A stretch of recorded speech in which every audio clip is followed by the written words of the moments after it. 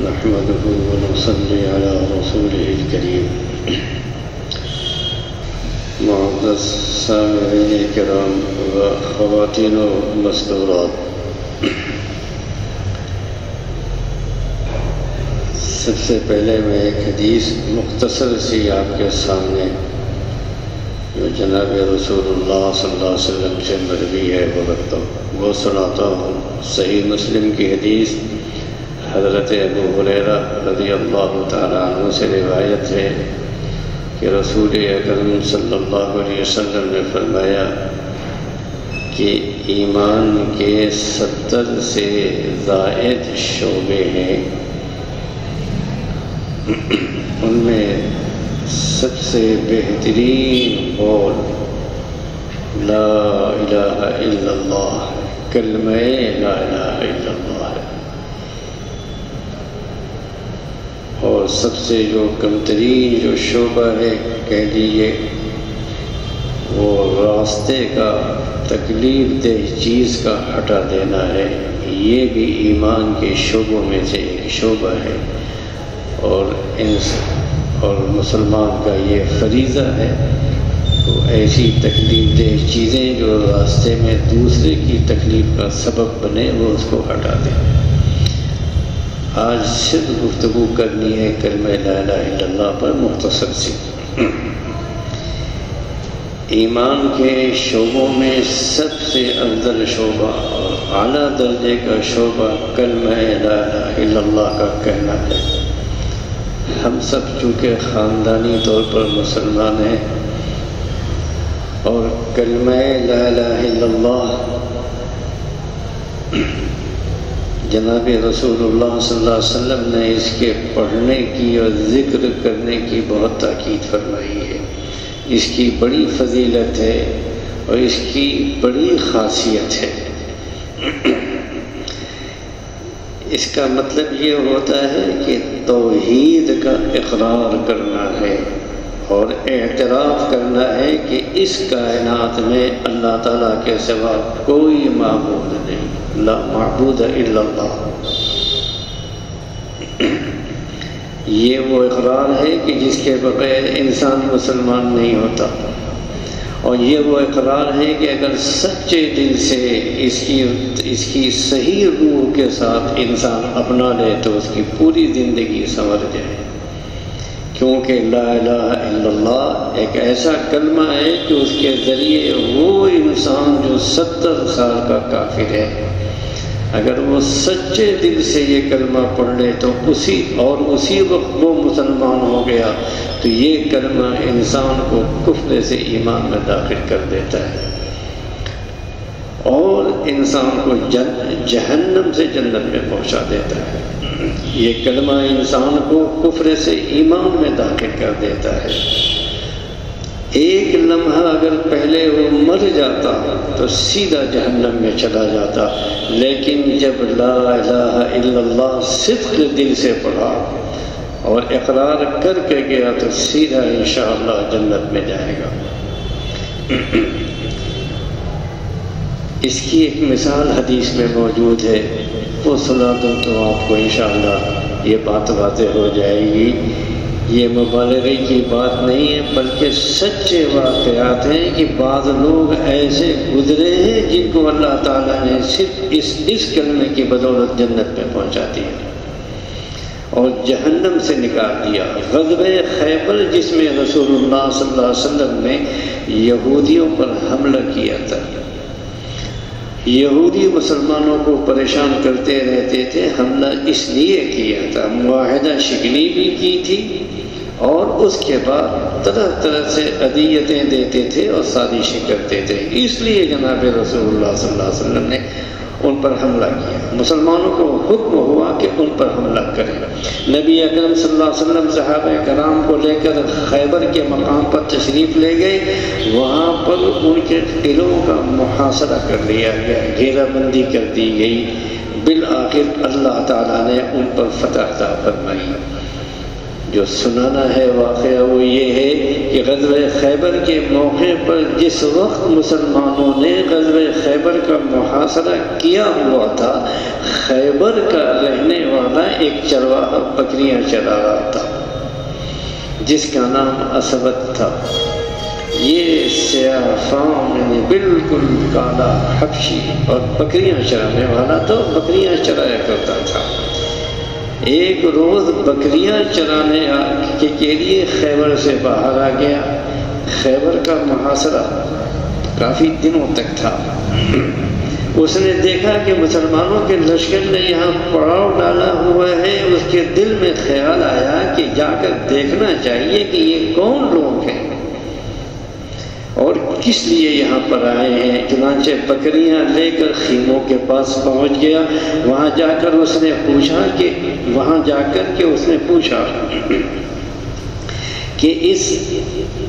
کہ تمہارے سردار کون ہیں؟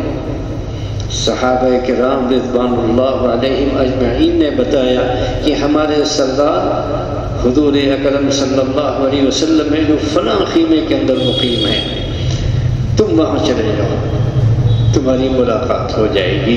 اس کے وہم و گمان میں بھی یہ بات نہیں تھی کہ کسی ملک کا بادشاہ یا کسی قبیلے کا سردار کسی معمولی خیمے میں مقیم ہو اور کوئی معمولی چرواہا براہ راست ڈائریکٹ ان سے جا کر کے مل لے۔ وہ حیرت میں پڑ گیا۔ چنانچہ اس چرواہے نے کہا کہ تم مجھ سے مذاق کر رہے ہو؟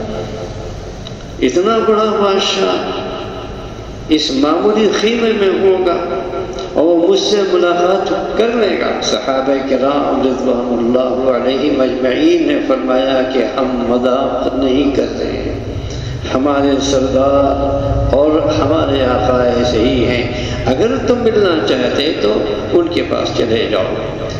وہ چرواہا چلا گیا۔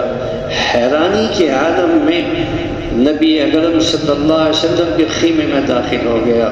وہاں جا کر کے دیکھا نہ تو کوئی دربان، نہ کوئی چوکی دار، نہ کوئی روکنے والا۔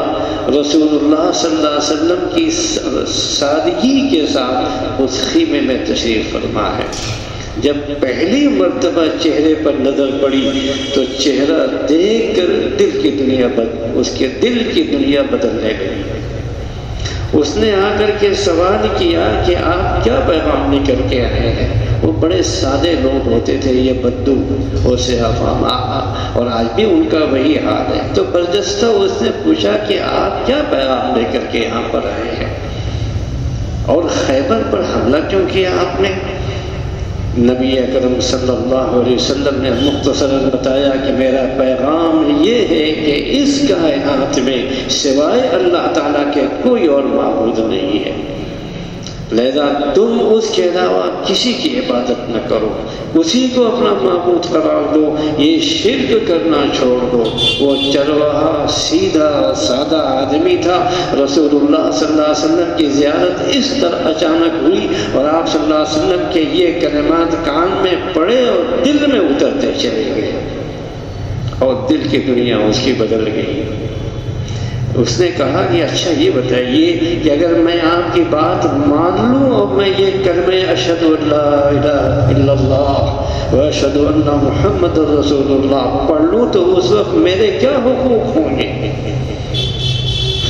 رسول اللہ صلی اللہ علیہ وسلم نے فرمایا، اور سننے کی بات ہے، عجیب بات ہے کہ فرمایا کہ تمہارے حقوق یہ ہوں گے کہ ہم تمہیں سینے سے لگائیں گے، تم ہمارے بھائی بن جاؤ گے، اور جو حقوق جو دوسرے تمام مسلمانوں کو حاصل ہیں وہی حقوق تمہیں بھی حاصل ہوں گے۔ اس چرواہے نے کبھی سوچا بھی نہیں تھا، وہم و گمان میں بھی کہ کسی ملک کا بادشاہ اس سے یہ کہے کہ میں تمہیں سینے سے لگاؤں گا۔ اس نے کہا کہ آپ اتنے بڑے ملک کے بادشاہ ہیں اور آپ مجھ سے مذاق کر رہے ہیں، کیا آپ مجھے سینے سے لگائیں گے؟ جبکہ میں سیاہ فام ہوں، بدصورت ہوں اور میرے بدن سے بدبو بھی اٹھ رہی ہے، اس حالت میں آپ مجھے سینے سے کیسے لگائیں گے؟ اور کس طرح آپ مجھے اپنے جیسا سمجھیں گے؟ رسول اللہ صلی اللہ علیہ وسلم نے فرمایا کہ اسلام وہ دین ہے کہ اسلام لانے کے بعد تمام انسان برابر ہو جاتے ہیں اور کسی کو کسی پر فوقیت نہیں رہتی.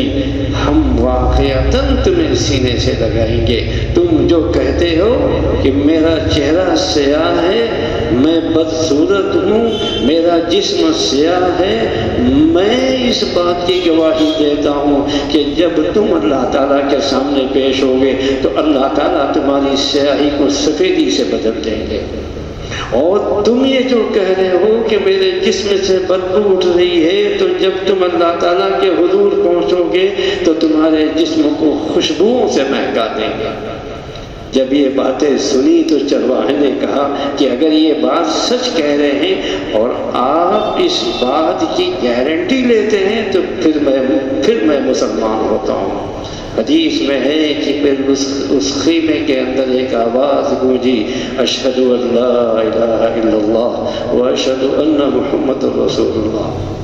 یہ کہہ کر وہ مسلمان ہو گیا. اللہ تعالیٰ نے ایمان کی توفیق دی. پھر اس نے کہا کہ اب میں آپ کے تابع ہوں، جو آپ کہیں گے وہ میں کروں گا، بتائیے میں کیا کروں. رسول اللہ صلی اللہ علیہ وسلم نے فرمایا کہ تم ایسے وقت مسلمان ہوئے ہو کہ اس وقت نہ تو نماز کا وقت ہے کہ میں تم سے نماز پڑھوں، نہ رمضان کا مہینہ ہے کہ میں تم سے روزے رکھوں، نہ تم مالدار ہو کہ میں تم سے زکوٰۃ دلواؤں. اور حج تو اس وقت تک فرض ہی نہیں ہوا تھا، لہذا اس وقت تو کسی اور عبادت کا تو موقع نہیں ہے. البتہ اس وقت اللہ تعالیٰ کی ایک عبادت ہو رہی ہے جو تلواروں کے سائے میں ادا کی جاتی ہے، یعنی جہاد. لہذا تم بھی جہاد میں شامل ہو جاؤ. اس نے کہا کہ اللہ کے رسول، میں جہاد میں تو شامل ہو جاؤں، لیکن جب آدمی جہاد میں شامل ہوتا ہے تو دونوں ہی احتمال ہوتے ہیں، یا غازی ہو گیا یا مر گیا. اب اگر میں اس جہاد میں مر گیا تو میرا انجام کیا ہوگا؟ رسول اللہ صلی اللہ علیہ وسلم نے فرمایا کہ میں اس بات کی ضمانت دیتا ہوں کہ اگر تم اس جہاد میں کام آ گئے تو اللہ تعالیٰ کے حکم سے سیدھے جنت الفردوس میں پہنچو گے، اور تمہارے جسم کی سیاہی کو اللہ تعالیٰ سفیدی سے بدل دیں گے، اور تمہارے جسم کی بدبو کو خوشبو سے بدل دیں گے. اس نے کہا یا رسول اللہ، میں یہ بکریاں لے کر کے آیا ہوں، یہ یہودیوں کی بکریاں ہیں میرے پاس ہیں، میں ان کا کیا کروں؟ رسول اللہ صلی اللہ علیہ وسلم نے فرمایا پہلے ان بکریوں کو لے جا کر شہر کے اندر چھوڑ دو تاکہ یہ بکریاں اپنے گھروں میں چلی جائیں. حالانکہ یہ جنگ کا زمانہ ہے، یہودیوں کے ساتھ جنگ ہو رہی ہے، حالت جنگ میں ہے، لیکن رسول اللہ صلی اللہ علیہ وسلم نے چونکہ امانت تھی، امانت کو واپس کرنے کا حکم دیا، تاکید کی. یہ ہے حقوق العباد. بندوں کے حقوق کے عین حالت جنگ میں بھی اس بات کو فراموش نہیں فرمایا کہ یہ بندوں کا حق ہے. بہرحال جب جہاد ختم ہوا تو رسول اللہ صلی اللہ علیہ وسلم کا معمول تھا کہ جہاد کے ختم ہونے کے بعد جو حضرات زخمی ہوتے تھے یا شہید ہوتے تھے تو ان کے معائنے کے لیے تشریف لے جاتے تھے. حسب معمول رسول اللہ صلی اللہ علیہ وسلم معائنے کے لیے تشریف لے گئے. آپ صلی اللہ علیہ وسلم نے جا کر کے دیکھا کہ ایک جگہ پر صحابہ کرام کا ہجوم ہے. آپ صلی اللہ علیہ وسلم نے پوچھا کہ یہ معاملہ کیا ہے، یہ قصہ کیا ہے؟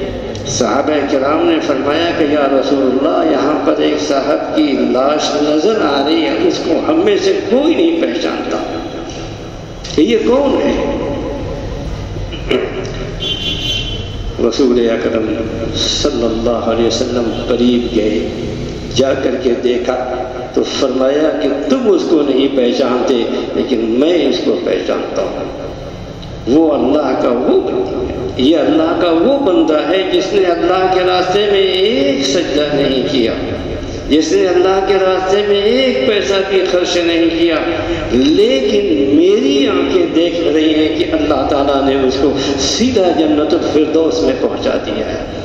اور آپ صلی اللہ علیہ وسلم نے یہ بھی فرمایا میری آنکھیں دیکھ رہی ہیں کہ اس کو اللہ تعالیٰ کے ہاں مشک و عنبر سے غسل دیا جا رہا ہے اور اس کے جسم کو خوشبوؤں سے مہکایا جا رہا ہے۔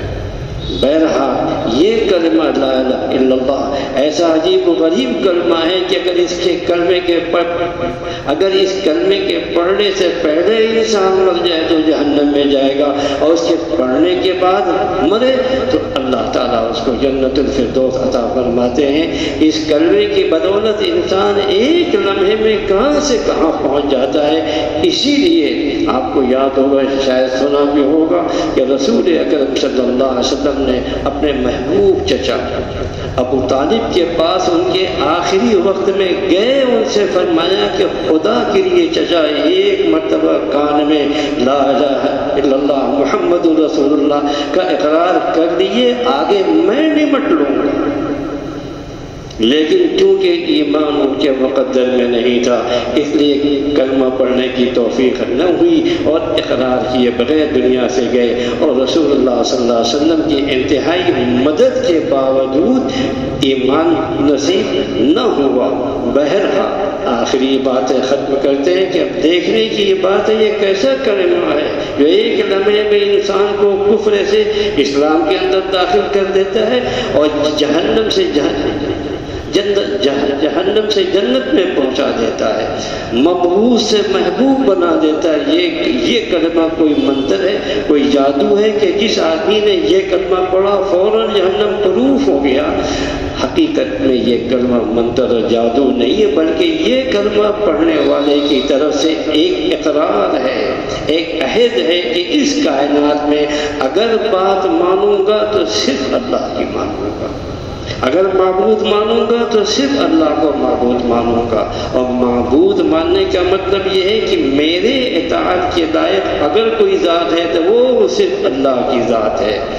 اللہ تعالی ہم سب کو کلمہ لا الہ الا اللہ اس معنی پڑھنے کی، ذکر کرنے کی ہم سب کو توفیق عطا فرمائے۔